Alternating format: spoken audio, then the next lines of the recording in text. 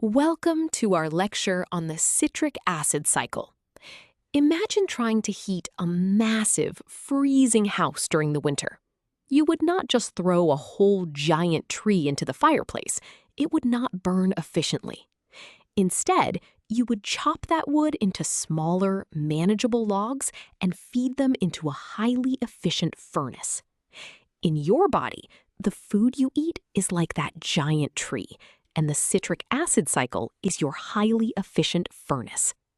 Let us explore how this incredible biological engine works. Building on our furnace analogy, let us look at how the cell processes fuel. Your body breaks down food into a specific two-carbon molecule called acetyl-CoA. Think of acetyl-CoA as the perfectly sized logs for your cellular fireplace. The citric acid cycle takes these logs and burns them, but not in a sudden, wasteful explosion. Instead, it uses a controlled, step-by-step circular pathway. This careful process captures the released energy in tiny, transportable batteries that your cells can use whenever they need power. By the end of the process, the carbon from your food is completely burned into carbon dioxide, which you simply exhale. Now that we understand the purpose of this furnace, let us pinpoint where it is located and what it is called. The citric acid cycle is also famously known as the Krebs cycle, or the tricarboxylic acid cycle. It consists of a precise series of 8 chemical reactions that take place deep inside the cell, specifically in the matrix of the mitochondria.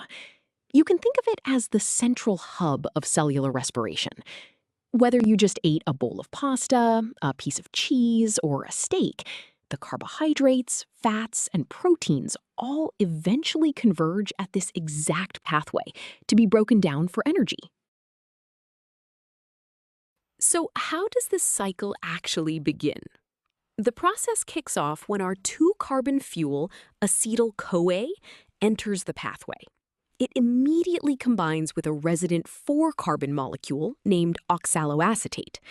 2 plus 4 equals 6, so this reaction forms a 6-carbon molecule called citrate, which is why we call it the citric acid cycle. As the cycle progresses through its 8 steps, 2 carbons are systematically ripped off and released as carbon dioxide waste. Crucially, the very last step of the pathway regenerates the starting 4-carbon oxaloacetate. This elegant design means the pathway is a continuous loop, ready to accept the next piece of fuel. This continuous loop leads us to an important question. Why is this cycle so critical for our survival? Primarily, it is responsible for generating the vast majority of the cell's high-energy electron carriers, specifically molecules called NADH and FADH2. These carriers will later drive the production of massive amounts of ATP, the universal energy currency of your body. But the cycle is not just a destructive furnace. It is also a vital manufacturing hub. Many intermediate molecules formed during the cycle are pulled out and used as building blocks to create amino acids, nucleotide bases for your DNA, and even the heme found in your red blood cells.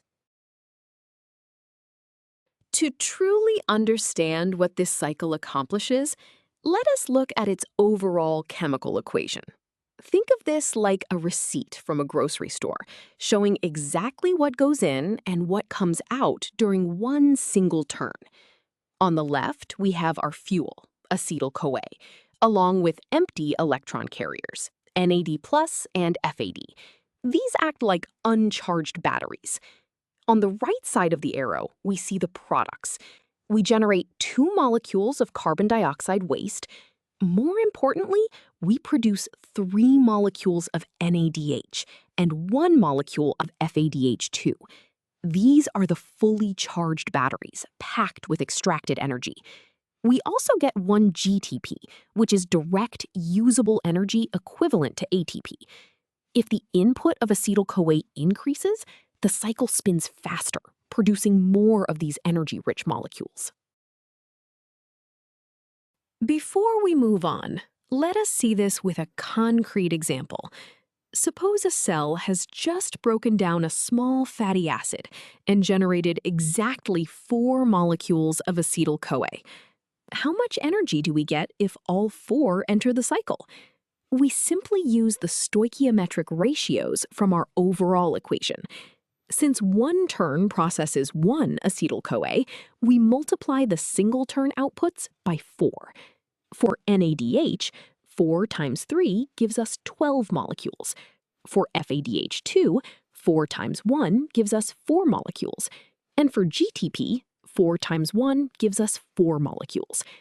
Physically, this means the cell has successfully captured a massive amount of high-energy electrons from that fatty acid, which will soon be used to keep the cell powered and healthy. Now let us look at a slightly more complex, real-world scenario. Imagine you just ate a piece of candy and your body absorbs exactly 1 molecule of glucose. We want to know how many carbon dioxide molecules will be exhaled specifically from the citric acid cycle. First, we must remember that during glycolysis, 1 glucose molecule is split into 2 molecules of acetyl-CoA. Next, we look at our overall equation, which tells us that each turn of the cycle releases 2 molecules of carbon dioxide. So we multiply our 2 acetyl-CoA molecules by the 2 carbon dioxide molecules produced per turn.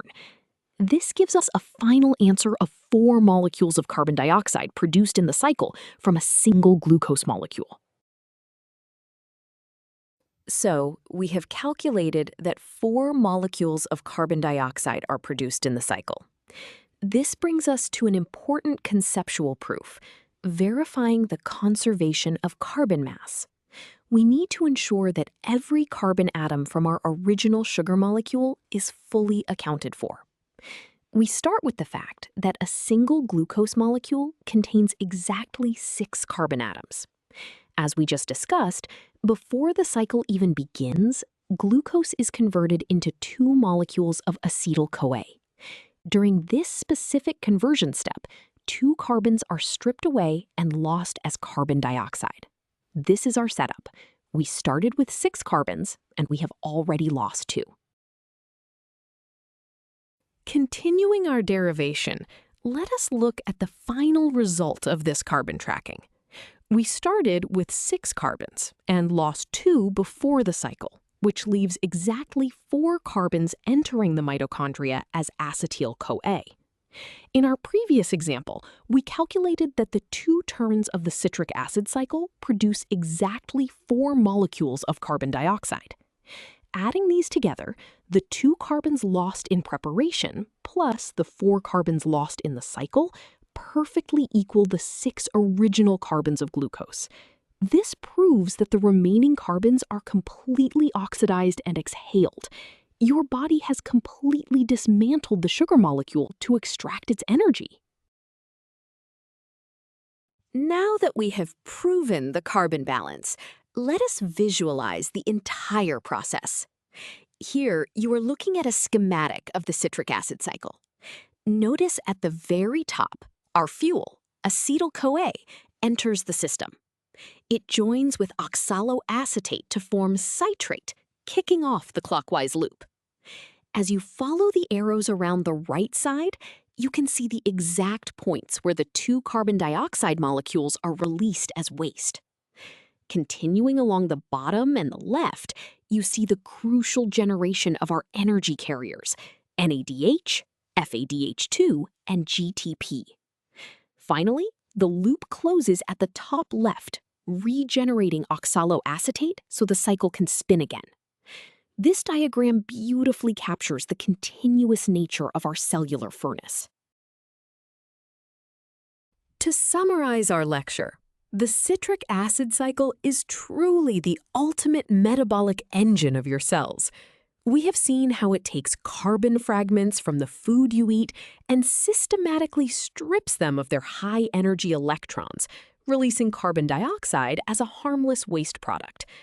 Remember that the true treasure of this cycle is not the immediate energy, but the captured electrons safely stored in NADH and FADH2. These carriers will go on to power the massive production of ATP in the next stage of respiration. You have now covered the full topic.